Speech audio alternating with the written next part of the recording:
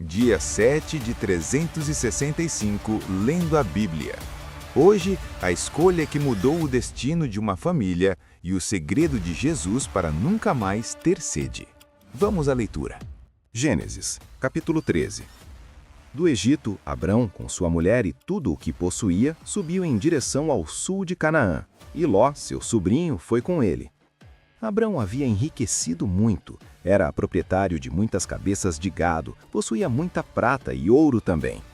Ele partiu do Neguebe rumo à cidade de Betel, indo de um lugar a outro, até que chegou a uma região que fica entre Betel e Ai, onde já havia estabelecido seu acampamento no passado.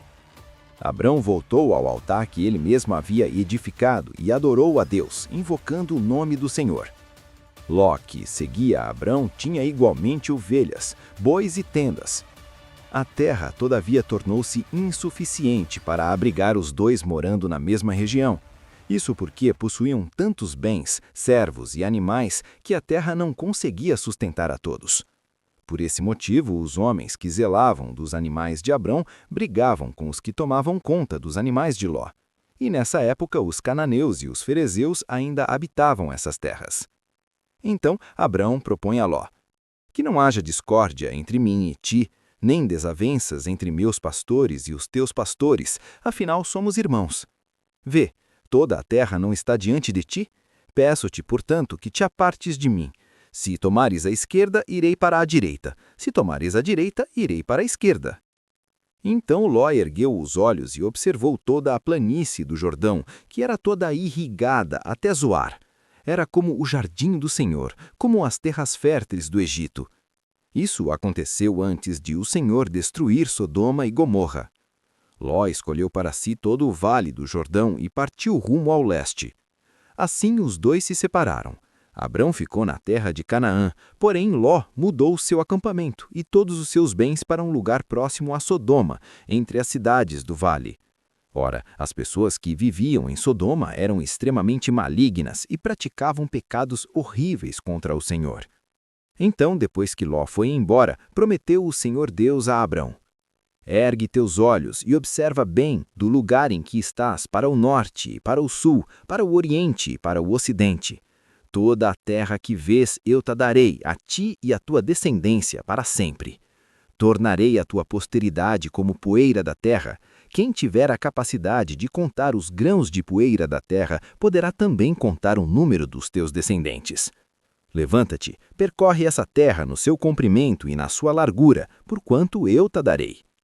Então Abrão mudou com todas as suas tendas e foi estabelecer-se próximo à região sagrada dos carvalhos de Manri, na cidade de Hebrom, onde construiu um altar dedicado ao Senhor. Gênesis, capítulo 14. Naquele tempo, Anrafel, rei de Sinear, Arioque, rei de Elazar, Quedorlaomer, rei de Elão, e Tidal, rei de Goim, saíram à guerra contra Bera, rei de Sodoma, contra Birsa, rei de Gomorra, contra Sinabe, rei de Admá, contra Simeber, rei de Zeboim, e contra o rei de Bela, que é Zoar. Todos estes últimos juntaram seus exércitos no vale de Sidim, onde fica o Mar do Sal. Por 12 anos ficaram sujeitos a Quedorlaomer, mas no 13º ano revoltaram-se. No 14º ano, Quedorlaomer e os reis que tinham se aliado derrotaram os Refaíns em Asterote e Carnaim, os Suzins em An, os Emins em Savé-Quiriataim e os Oreus desde os montes de Seir até Elparã, próximo ao deserto. Depois voltaram e foram para Mispate, que é Cádiz, e conquistaram todo o território dos Amalequitas e dos amorreus que viviam em Azazum-Tamar. Então os reis de Sodoma, de Gomorra, de Admá, de Zeboim e de Bela, que é Zoar, marcharam e tomaram posição de combate no vale de Sidim, contra Quedorlaomer, rei de Elão, contra Tidal, rei de Goim, contra Anrafel, rei de Sinear, e contra Arioque, rei de Elazar. 4 reis contra 5. Ora, o vale de Sidim estava repleto de poços de betume. Os reis de Sodoma e de Gomorra fugiram. Alguns de seus homens caíram nos poços e o restante conseguiu fugir para os montes. Tomaram, portanto, todos os bens de Sodoma e de Gomorra e todo o seu mantimento e se foram. Apostaram-se também de Ló, filho do irmão de Abrão, que morava em Sodoma, e de seus bens e partiram. Contudo, veio um que escapara e deu a notícia a Abrão, o hebreu. Este habitava junto aos carvalhais de Manri, o amorreu. Manri, seus irmãos Escol e Aner eram aliados de Abrão. Quando Abrão ouviu que seu parente fora levado prisioneiro, mandou convocar os melhores 318 homens treinados para a guerra, nascidos em sua propriedade, e partiu em perseguição aos inimigos de Dan. Atacou-os durante a noite em grupos e assim os venceu, perseguindo-os até Obá, ao norte de Damasco. Conseguiu recuperar todos os bens e trouxe de volta seu parente Ló com tudo o que possuía, juntamente com as mulheres e os demais prisioneiros.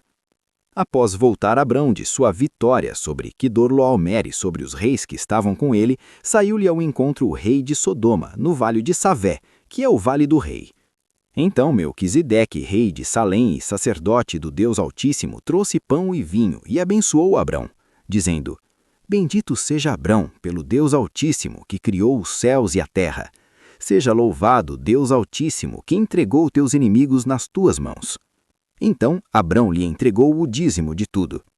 Mais tarde o rei de Sodoma propôs a Abrão: Dá-me as pessoas e os bens podem ficar todos contigo. Mas Abrão declarou ao rei de Sodoma: Ergo minhas mãos em adoração ao Senhor, o Deus Altíssimo, Criador dos céus e da terra, e juro que não ficarei com nada do que é teu, nem um fio de linha ou uma tira de sandália, para que jamais venhas a reclamar: Abrão ficou rico à minha custa. Nada quero para mim, senão que os meus servos comeram e a porção pertencente a Aner, Escol e Manri, que me acompanharam, que eles recebam o seu devido quinhão. João, capítulo 7. Depois destes fatos, Jesus andou pela Galiléia, porque não queria passar pela Judéia, pois os judeus procuravam matá-lo. Nessa ocasião, a festa judaica dos tabernáculos estava próxima.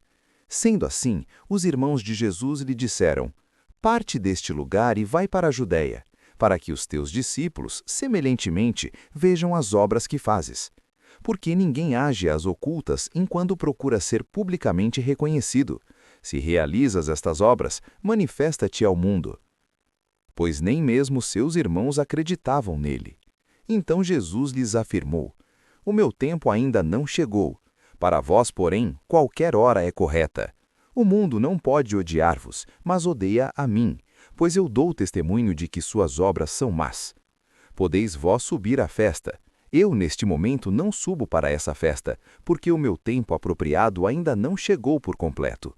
E, tendo dito estas palavras a eles, permaneceu na Galileia. O Mestre Celeste. Mas, após seus irmãos terem subido, então ele também subiu para a festa, não abertamente, mas em segredo. Então, os judeus o procuravam na festa e especulavam: onde estará ele? E havia grande murmuração entre o povo a respeito dele. Alguns comentavam: ele é bom, e outros: não, ao contrário, ele ilude o povo. Todavia, ninguém falava dele em público, por medo dos judeus. Assim, próximo ao meio da festa, Jesus subiu ao templo e ensinava. E os judeus, maravilhados, diziam: Como sabe este homem letras sem nunca ter estudado? Respondeu-lhes Jesus: A minha doutrina não é minha, e sim daquele que me enviou. Se alguém desejar fazer a vontade dele, conhecerá a respeito da doutrina se ela vem de Deus ou se eu falo por minha própria autoridade. Aquele que fala por si mesmo está procurando a sua própria glória, mas o que procura a glória de quem o enviou, esse é verdadeiro, e nele não há injustiça. Não foi Moisés quem vos deu a lei? Entretanto, nenhum de vós pratica a lei. Por que procurais matar-me? Contestou o povo: Tu estás com um demônio. Quem está procurando matar-te? Jesus respondeu a eles dizendo: Realizei só uma obra e todos vos assombrais. Por causa de Moisés vos haver dado a circuncisão, vós circuncidais um homem no sábado. E se um homem pode receber a circuncisão no sábado, para que a lei de Moisés não seja quebrada, por que vos irais contra mim por eu ter curado completamente um homem no sábado? Não julgueis de acordo com a aparência, mas decidi com justos julgamentos. Jesus é o Messias. Então, alguns de Jerusalém diziam: Não é este aquele a quem procuram matar? Mas observai, ele fala atrevidamente, e eles não lhe dizem nada. Será que as autoridades reconhecem que ele é verdadeiramente o Messias? Entretanto, nós sabemos de onde é este homem. Quando o Cristo vier, ninguém saberá de onde ele é. Então Jesus, enquanto ensinava no templo, proclamou: Vós não somente me conheceis, como também sabeis de onde eu sou. E não vim porque eu de mim mesmo o desejasse, mas aquele que me enviou é verdadeiro, aquele a quem vós não conheceis. Mas eu o conheço, porque venho dele, e por ele fui enviado. Por isso procuravam prendê-lo, mas ninguém lhe pôs a mão, pois ainda não era chegada a sua hora. E muitos que estavam na multidão acreditaram nele e afirmaram: Quando o Cristo vier, fará porventura mais sinais do que esses feitos por este? O mestre e os líderes religiosos. Os fariseus ouviram a multidão fomentando esses comentários a respeito dele. Então os chefes dos sacerdotes e dos fariseus enviaram guardas do templo para o prenderem. Exclamou então Jesus: Eu ainda estarei convosco por pouco tempo, e logo irei para aquele que me enviou. Vós procurareis por mim, mas não me encontrareis, e onde eu estou, vós não podeis chegar. Então os judeus comentaram entre si: Para onde ele pretende ir que não possamos encontrar? Planeja ir para a dispersão entre os gregos para ensinar a eles?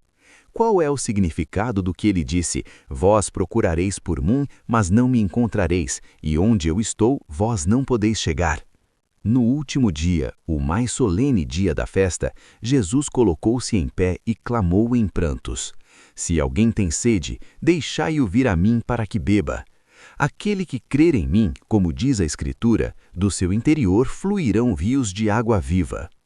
Mas ele se referia ao Espírito que mais tarde receberiam os que nele crescem, pois o Espírito Santo até aquele momento não fora concedido, porque Jesus ainda não havia sido glorificado.